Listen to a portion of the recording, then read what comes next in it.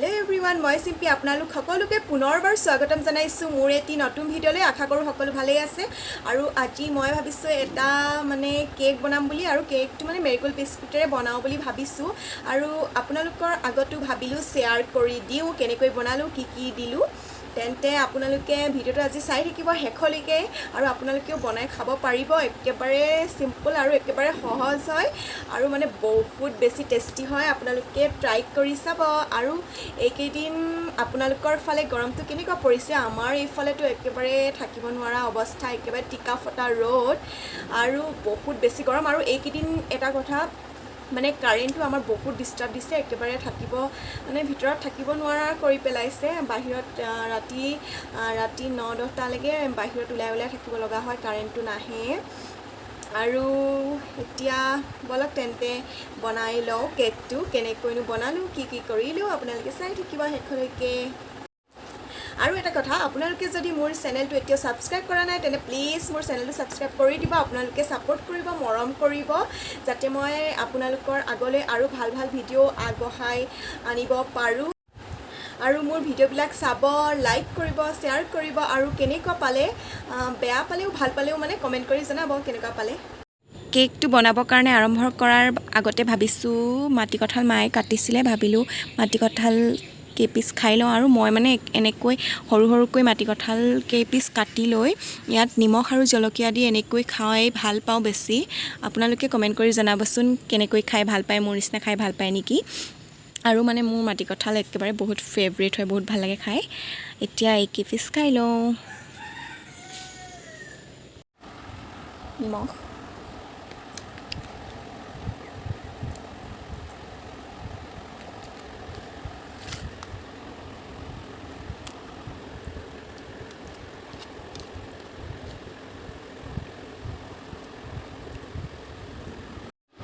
Hey guys, খাই লওঁ tasty প্ৰথমতে খাই লওঁ তাৰপিছত কাম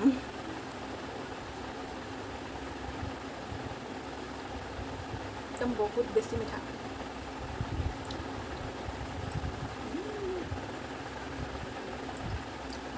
মিঠা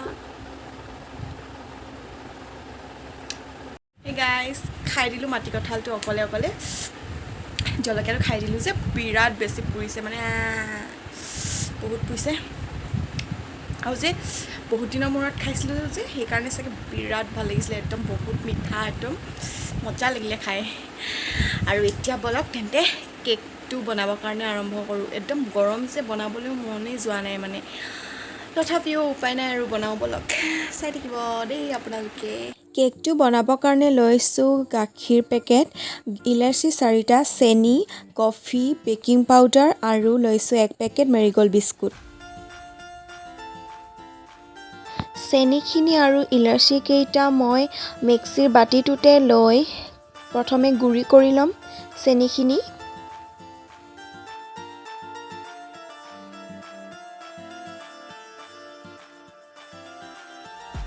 আৰু এতিয়া গুৰি কৰি লম বিস্কিটখিনি আৰু মই এনেকৈ মিক্সিৰ ডাঙৰ বাটিটোত দি দিছো বিস্কুটখিনি কিন্তু ভাঙি দিব বিস্কুটখিনি মই গোটাই দিয়াৰ কাৰণে পিছ নগৈছিল পাছত মই ভাঙি দিব লগা হল আপোনালোকে ভাঙি দিব বিস্কুটখিনি পিছি হৈ গল আৰু একেবাৰে মিহিকৈ পিছি লৈছো গোটা হৈ থাকিবলৈ দিয়া নাই একেবাৰে মিহি কৰি লৈছো আৰু মই বিস্কুটৰ মানে 4টা লাইনৰ ভিতৰৰ এক লাইন প্ৰথমতে পিছিছিলো আৰু এতিয়া সেকেন্ড মানে দুটা লাইন এনেকৈ পিছি ললো গোটেইখিনি নালাগে গোটেইখিনি দিলে বহুত বেছি হৈ যাব সেইকাৰণে অকল দুটা লাইনে লৈছো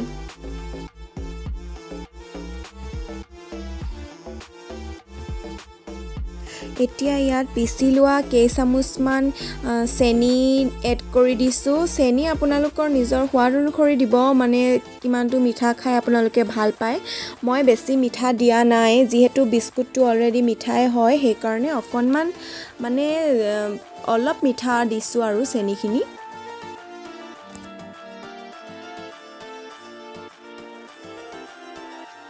আৰু এতিয়া এড কৰি দিছোঁ বেকিং পাউডাৰ। মই বেকিং পাউডাৰ 1 চামুচ দিছোঁ আৰু আজিকালি বেকিংটো দিলে মানে ভালদৰে নুফুলেই, বেছি কমকৈ দিলে, সেইকাৰণে অলপ বেছিকৈ দিব লগা হয়। মই তথাপিও 1 চামুচ দিছোঁ আৰু অকণমান দি দিছোঁ।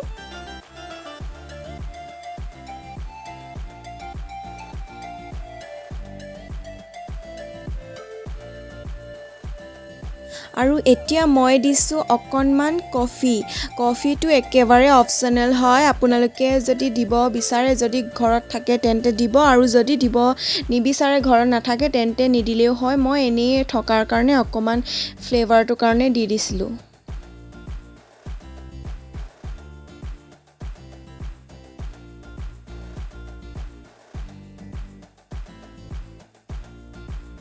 আটাইখিনি বস্তু মিক্স কৰি লোৱা হৈ গ'ল আৰু এতিয়া গাখীৰ পেকেটটো খুলি গাখীৰ অলপ অলপকৈ দি মিক্স কৰি যাব।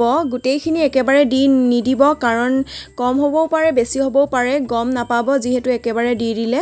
সেইকাৰণে অলপ অলপকৈ দি যাব যাতে গাখীৰ বেছি হৈ নাযায়। এনেকৈ অলপ অলপ দি কেনে মিক্স কৰি থাকিব। মই অলপ অলপকৈ দিয়ে মিক্স কৰি আছোঁ, চাওক কেনেকৈ।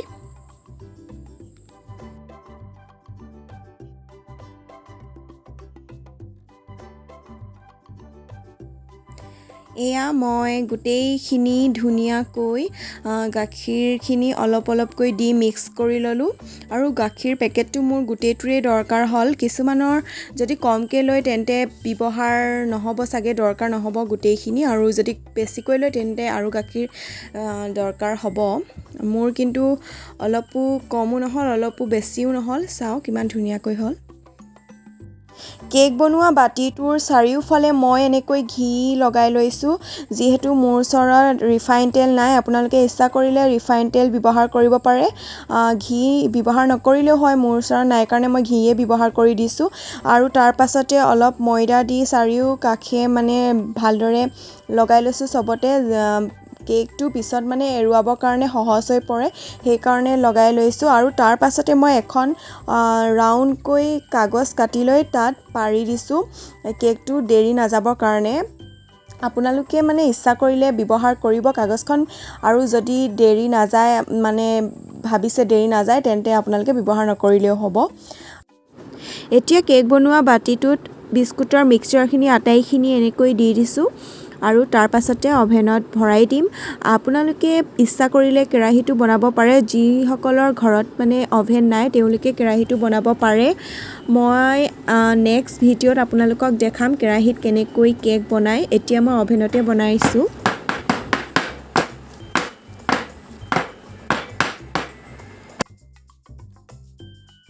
কেকটো দিয়াৰ পাছতে মাজতে এবাৰ চেক কৰি চাইছিলোঁ, হোৱা নাই।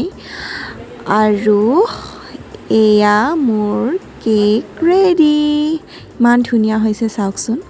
আৰু এতিয়া মই আপোনালোকক কেকটো উলিয়াই কাটি দেখাম কেনেকুৱা হৈছে। আপোনালোকেও ঘৰত ট্ৰাই কৰিব আৰু কেনেকুৱা হ'ল মোক কমেণ্ট কৰি প্লিজ জনাবচোন।